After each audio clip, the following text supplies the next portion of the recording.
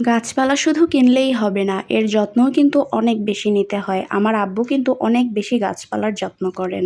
এই যে দেখেন আমার পিছনে হচ্ছে আমাদের বাগান বাড়ির পেছনের অংশ। আমাদের এই বাগান বাড়িটা অনেক ফলমূলের গাছ আর শাকসবজির গাছ দিয়ে ভরপুর।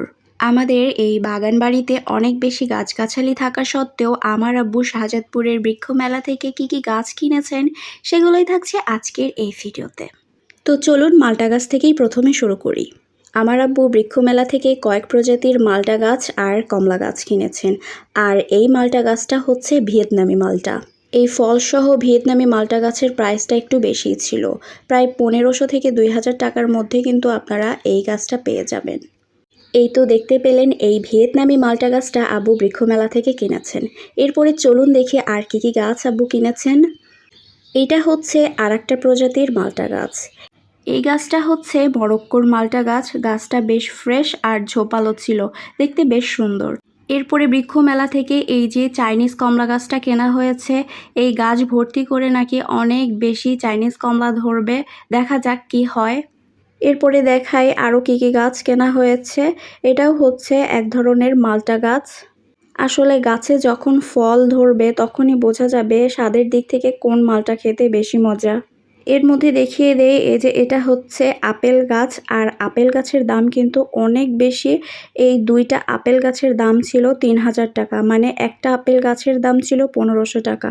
আপেল গাছটা একদম চিকন ছিল, কিন্তু প্রাইজের দিক থেকে আপেল গাছের দাম কিন্তু অনেক বেশি এক্সপেন্সিভ।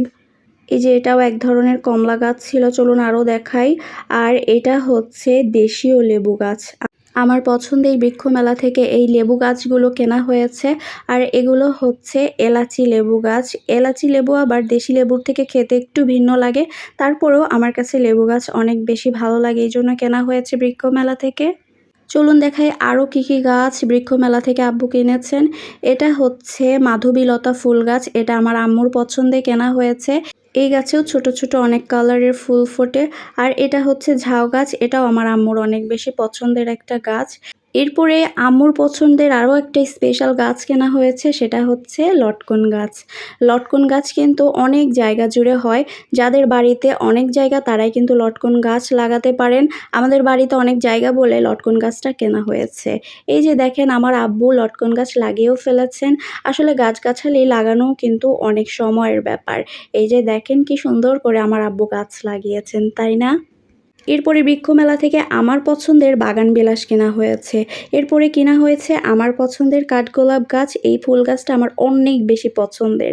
এই যে দেখেন আরও একটা ঝাউ গাছ কেনা হয়েছে, অর্থাৎ দুইটা ঝাউ গাছ এখানে কেনা হয়েছে। ঝাউ গাছের দামও ছিল প্রায় 500 টাকা করে। প্রতিটি ঝাউ গাছের দাম ছিল 400 থেকে 500 টাকার মতো। আর এই যে দেখেন এই গাছগুলো লাগানো এখনও বাদ আছে।